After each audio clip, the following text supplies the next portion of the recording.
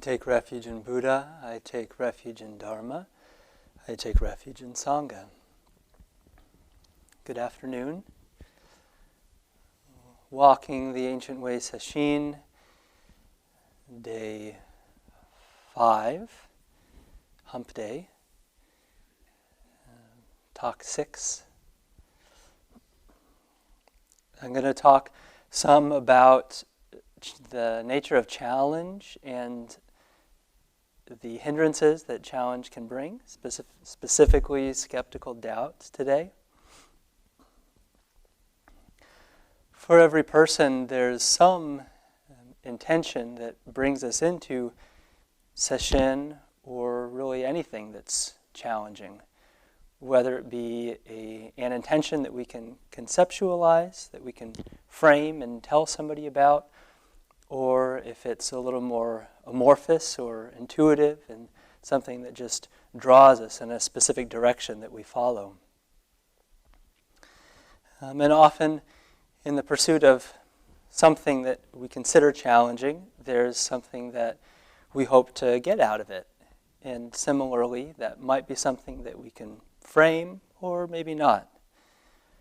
And then whenever we encounter that actual challenge in its realness as it's happening, it never goes the way that we expected it to go.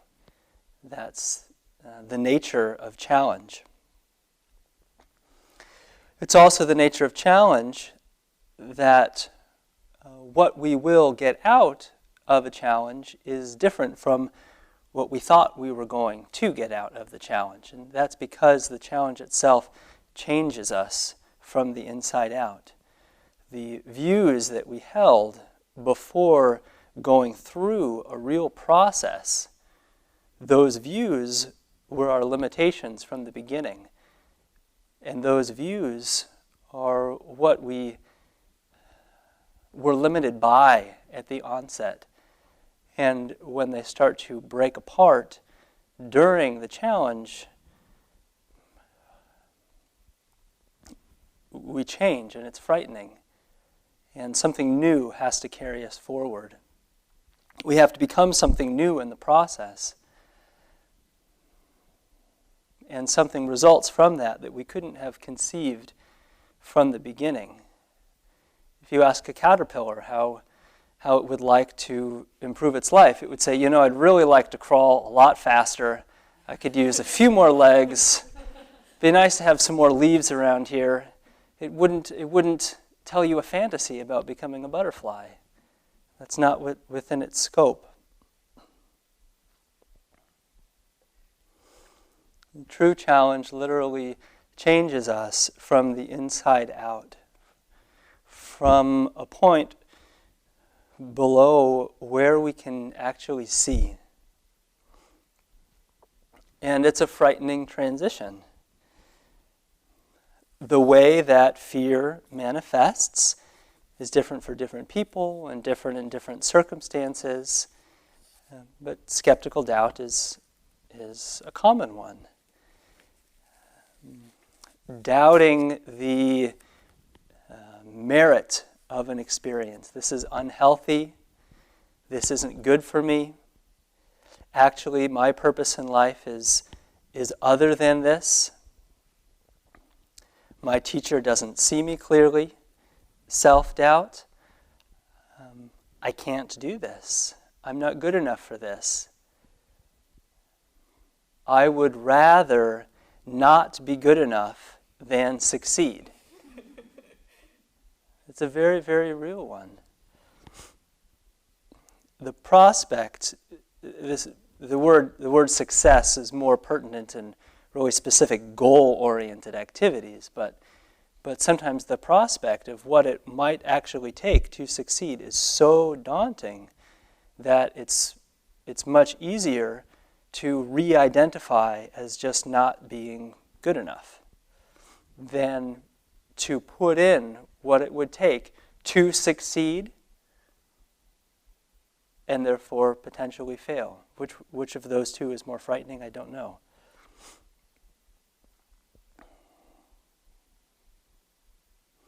And these voices of skeptical doubt can be very, very convincing. I'm abandoning so-and-so by being here. I'm not being true to myself. Part of me is being repressed. I'm naming thoughts correspondent to the energy of skeptical doubt.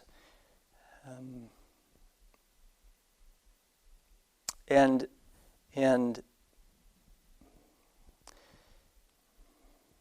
I don't want to communicate that all of these thoughts are inherently wrong, but they are ways that skeptical doubt can manifest, and that is something we have to be careful of.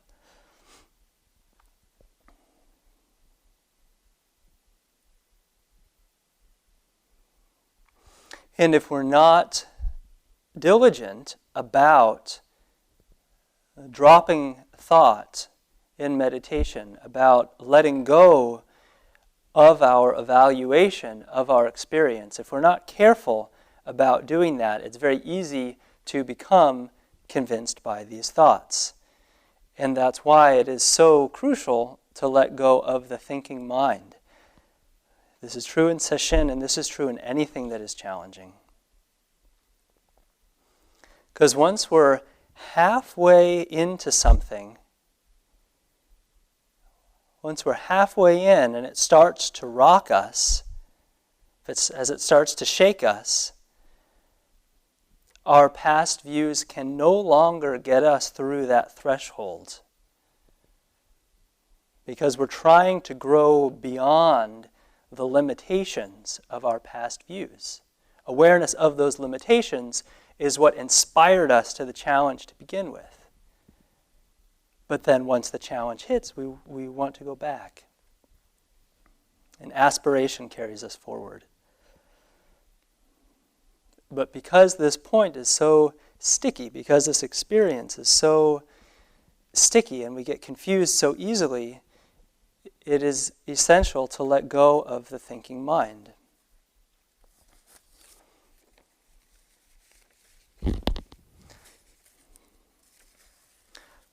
Reliably, new territory is exhilarating whenever we experience it. But the demolition of familiar territory is terrifying. It's terrifying enough that something greater has to carry us through, something greater than what brought us into it. And this is the function of prayer. This is the function of commitment. This is the function of Sangha.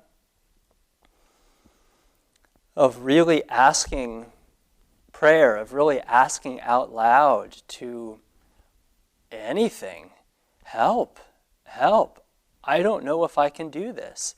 Touching into both aspiration and humility at the same time, recognizing the presence of, I can't, I don't know if I can do this, but allowing the faith that going through this is something that I want, and this feels wholesome. So if anything out there is in alignment with me, please help. And commitment is something larger than ourselves that can see us through. As I've been trying to communicate, it's very easy to get confused once challenge really gets hairy. And if we're a person who can rely on the commitments that we've made, and we become that person by relying on commitments that we've made, then that commitment can have greater weight than our thoughts in the moment.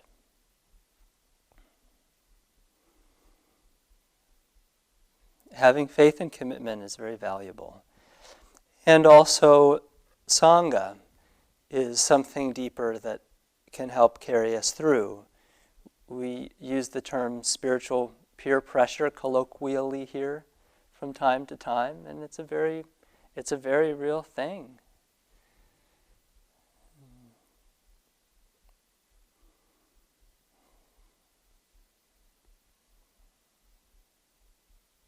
There are things that we experience when sitting long hours together that we just don't as individuals. And I'm not putting one over the other right now. Both are very, very valuable. There's definitely something to be said for individually doing what you know you have to do on your own. But when we find ourselves confused, if we have put ourselves in a situation with others, knowing that the stream that the others were going is a stream that we want to be in. Maybe we've seen others farther down the stream and we kind of like how they look. Then we can bite our lips and close our eyes and just let the stream carry us for a while. Maybe you feel the last period at the end of the night is just anything but what someone might describe as meditation. And yet, having done retreat after retreat and experienced that over and over again, you feel what the fruit of that is. You feel the stability that develops in the body sitting through that. You feel the confidence in the heart that develops sitting through that. You know how good that cookie is after sitting through that.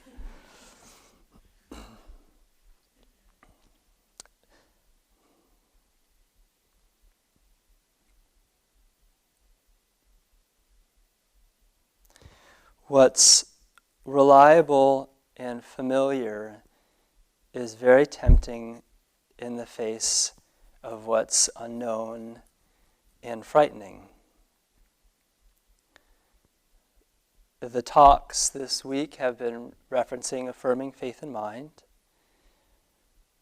Give you another line from affirming faith and mind. If you pursue appearances, you overlook the primal source. Appearances are what we recognize. Appearances are what's familiar.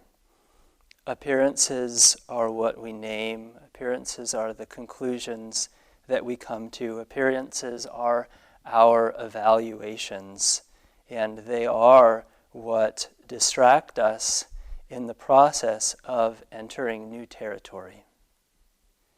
Things that concretize and appear. Our understanding of what we're doing and how we're doing it, that eclipses our deeper intimacy at a deeper level of what is going on, of what is actually going on.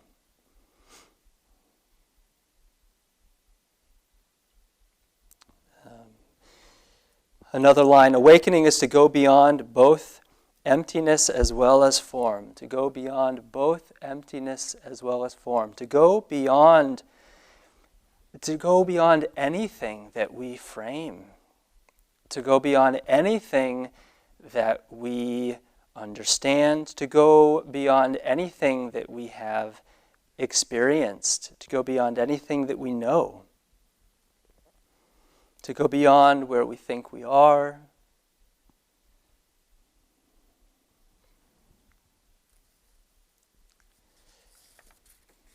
Everything that we've experienced in the past is now a concept, and everything that we hope to experience in the future is now a concept.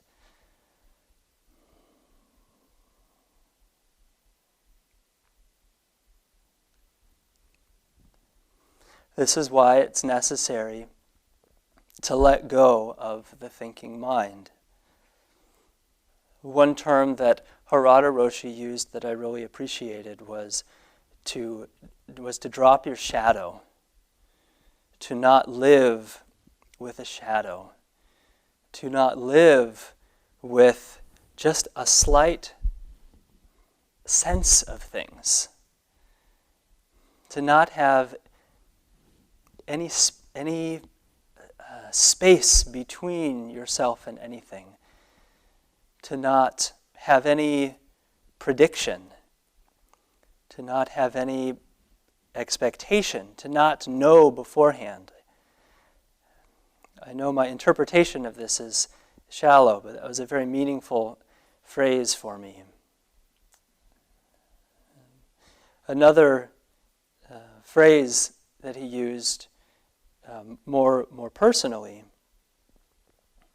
to me was, you, meaning me, you are not a musician. If you do not know the root of all things, your music will never be anything other than your own rusty thinking. And that's true for our entire lives. If we are not really deeply connected and rooted and intimate, it's all a show. It's all an act. It's all rehearsed. It's all contrived. It's all a fear game that we're putting on.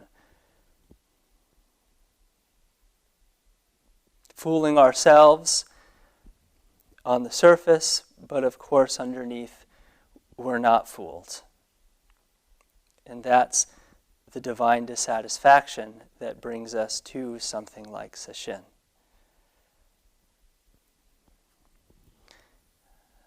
Our thinking is rusty. It is rehearsed. It is familiar. It is not creative. Now, saying all these pejorative things about thinking is narrowing the definition of the word just to a specific aspect of it. Use of the thinking mind, of course, is in no way an inherently negative thing. But fear-based thinking is what I'm talking about. I'm certainly not talking about the cognitive power of inquiry. The cognitive power of really looking and seeing clearly and observing creativity. More from affirming faith and mind, cut off all useless thoughts and words, and there's nowhere you cannot go. When the shadow is gone, there's no rusty thinking created. Free to go in any of the 10 directions. There is no inherent limit within. Returning to the root itself, you will find the meaning of all things. The meaning of all things is to be searched for here. And anyone who has come to a meditation retreat has that belief. We walk around a little bit in Kinhin, but mostly we stay pretty still looking for.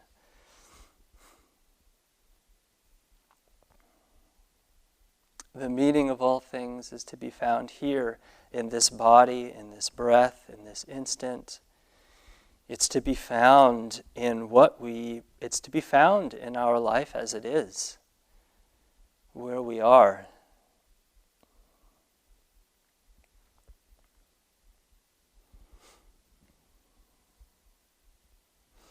Another way of talking about thinking that I feel is important to mention, because I've been emphasizing the importance of cutting off the thinking mind, is just to recognize that thinking is a very natural phenomenon that that simply happens, that happens to human beings with minds. And from that perspective, it's very important not to judge any thoughts, judge the phenomenon of thinking, but rather, as the chant we're doing in the morning now, the Kommyozo Zanmai says, just to not propagate the thoughts that occur. Inevitably, at any stage in Sesshin, we'll go back and forth on the surface between periods of clarity and periods of mental activity or agitation, and not to add or propagate to that thinking is our practice. To criticize ourselves or to think this is bad when we are in a period of a lot of mental activity is just to continue that mental activity. On this topic, from Affirming Faith and Mind, why keep judging good and bad? Do not reject the sense domain. Do not reject things as they are.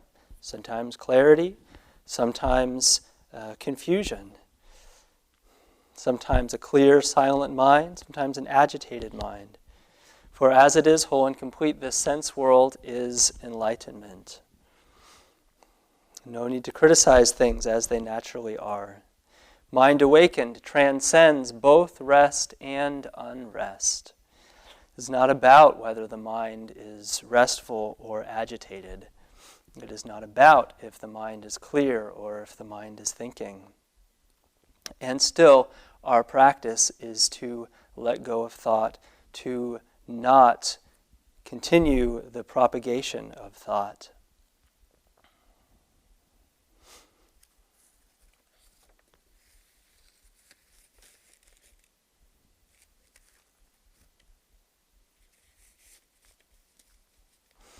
So it's important that if we're practicing and we find ourselves agitated, if we find ourselves overwhelmed in a flurry of thought or emotion, that does not mean that we should be doing something different, that there is something wrong with how we are practicing. One of the Buddhist passages, he says a phrase like this, going through the four postures: sitting, standing, walking, and lying down. And if I were walking and fear to arise, I would continue walking until the fear had subsided. Fear, whatever the hindrance. Probably it's mentioned with all 5 skandhas, so there's 20 permutations of phrases there. And this means if we're practicing and everything's going good and we're perfectly clear, and then all of a sudden the weather starts to change, it is not necessarily the case that we need to do anything different other than to continue feeling the hands, to continue following the breath. The weather changes. We don't know why things happen. Just because we've been sitting here for 4 days, there's no guarantee that you'll have a clear mind. Yes, there's deep background cleaning that everyone experiences. The room itself changes, and it's very obvious when you sit and watch it. As the people at the ends of the rows have the privilege and responsibility to do.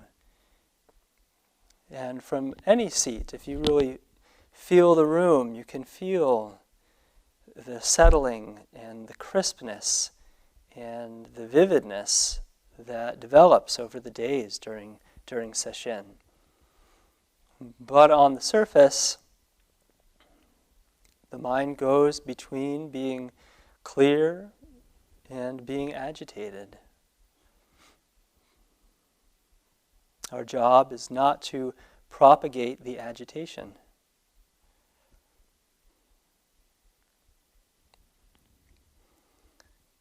Another line from Affirming Faith and Mind: the great way is beyond the easy and the hard.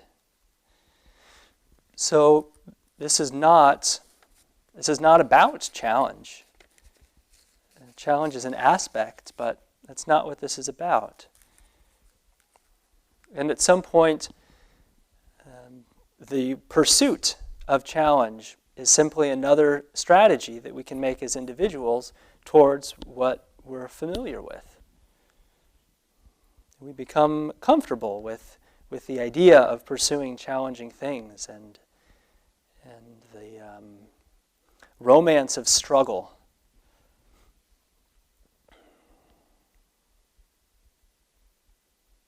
But coming into this midpoint in Sesshin, I'll recognize two different kinds of ease that can occur. One is the result of the background cleaning that I've been mentioned, which is something that happens to everyone, whether aware of it or not. And the other is there's just a conceptual burden that can be dropped whenever you're halfway through something that is challenging. The weight of the future, it simply weighs less.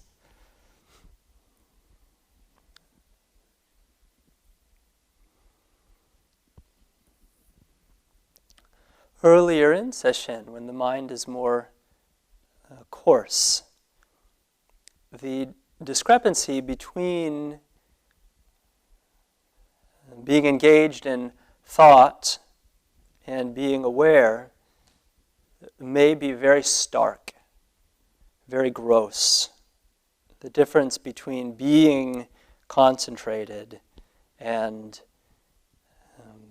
thinking about something maybe over here and over here. But as we settle,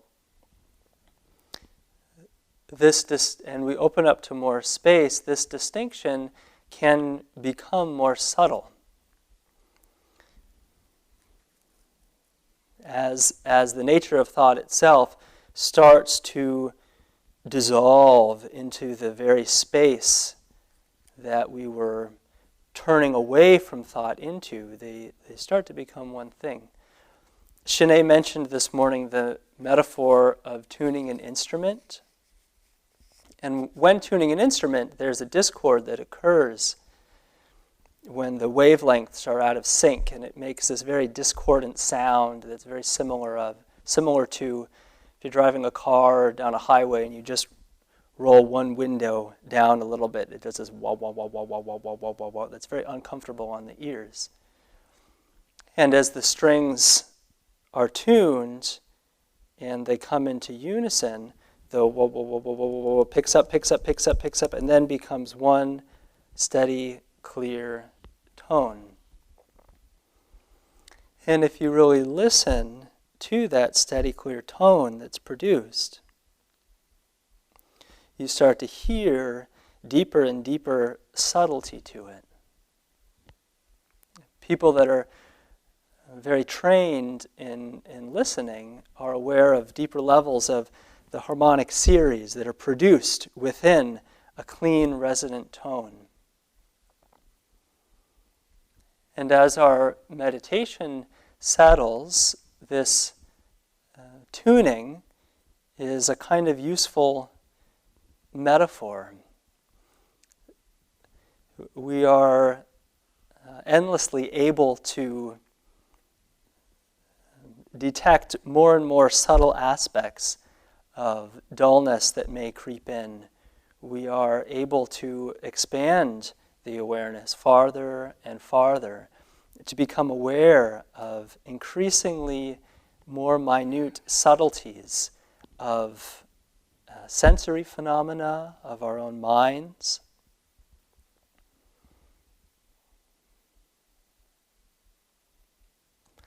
Samsara is defined literally, I understand, as an axle that doesn't quite fit in a wheel.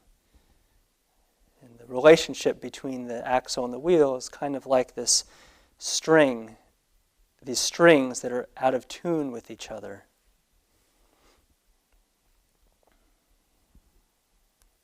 And as we tune the instrument, the wheel and the axle slide together more easily.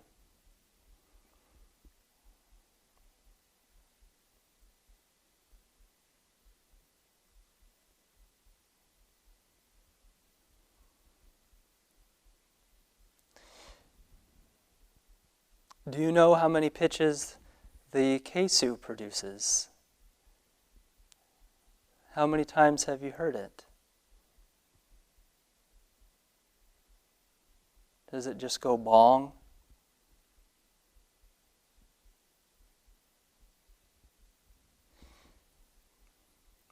How many discrete sounds does a vacuum cleaner make?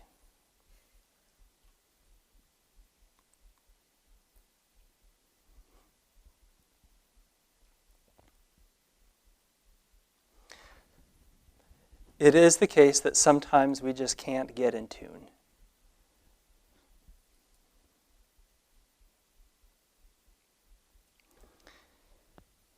And when we feel that we just can't get in tune, of all the times to quit something, that's not it. That's when we need to be persistent. That's the challenge point, when we're unable to recognize harmony in our own being. This is where the rubber meets the road, so to speak, in practice, where the axle and the wheel don't line up, but we're stranded in the middle of the desert and we're not going to get out of the car right here.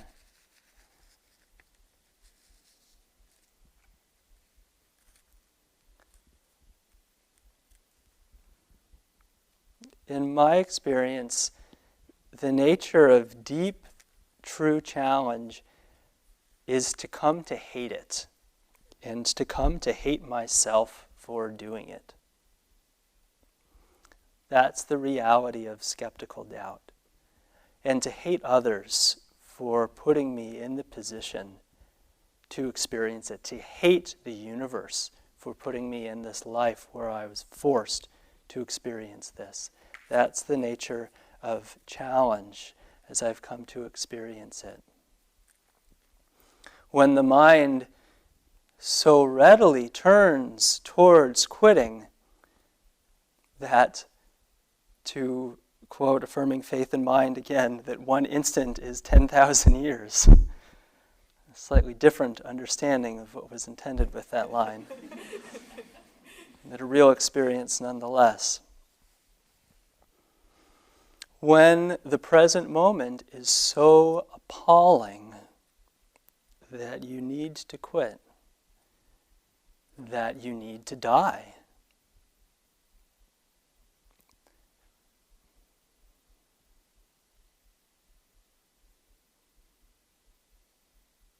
that the thought of continuing is absolutely terrifying. It's crystal clear that continuing is not an option. Lost all ability to remain present. Hearing a teacher say, be alert, return is really fucking agitating.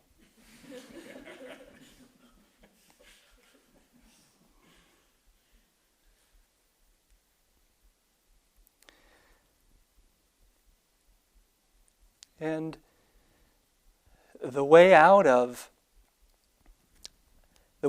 I can't. The way out of I can't is not I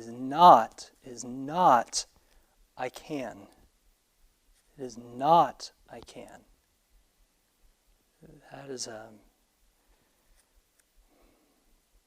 That is a useless, patronizing self-pat on the back. The way out of I can't is I am.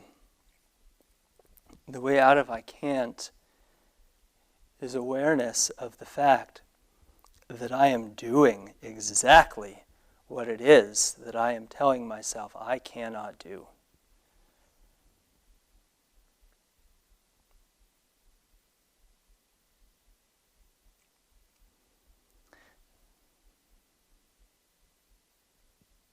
What you think you can't do, you are doing. You think you cannot handle this life, you are living. And if you stay put, and if you continue, you let the Sangha hold you, be it this Sangha or the universe itself, a willingness to experience what you're already experiencing can arise.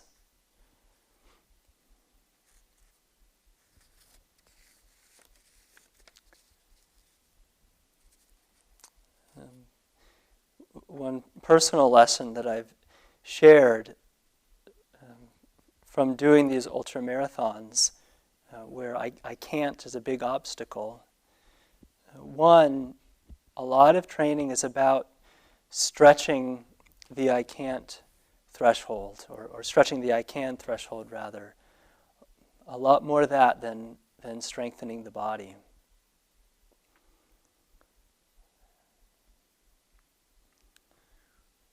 When your muscles completely die, you learn to balance on your bones.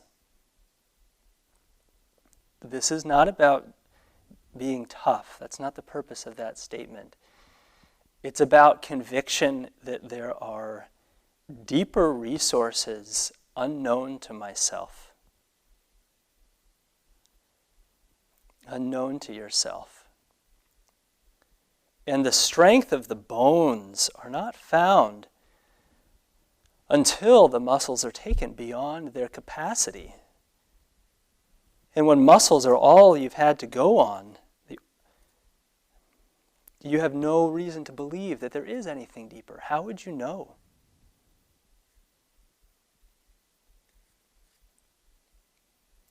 But there is something deeper.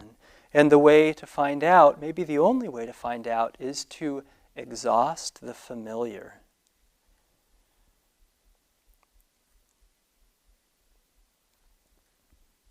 To run until you can't. And you can't. You know that you can't. And you're not home yet, and it's 20 degrees out, and it's raining, and you can't stop. And you're aware of your feet on the ground. And you know that you can't continue, but they're still moving. Because you can't stop either.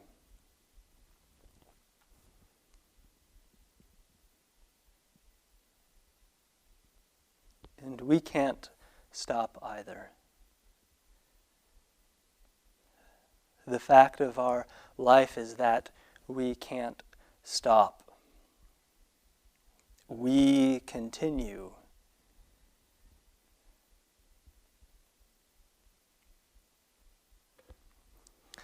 Please have faith that you are practicing the best way that you know how. And wisen up some. Trust your teacher. Trust the practice advice that you receive in Sanzen.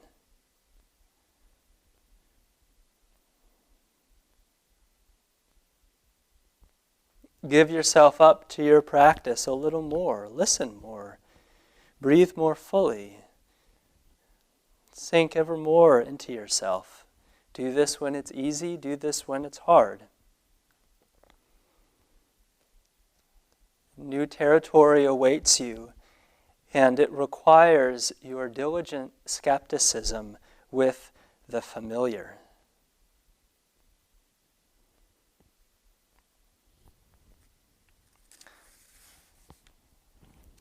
One very, very short Ikkyu poem.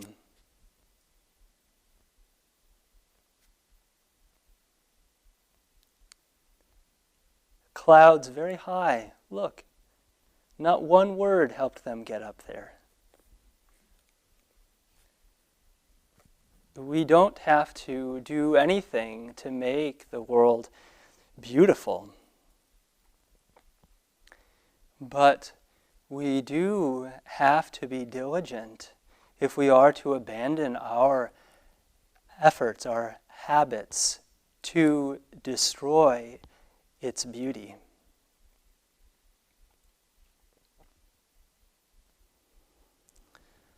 So please, sit upright, direct your attention away from thoughts towards the present moment experience. Have faith that things will be okay. It's the greatest gift that you can give to yourself.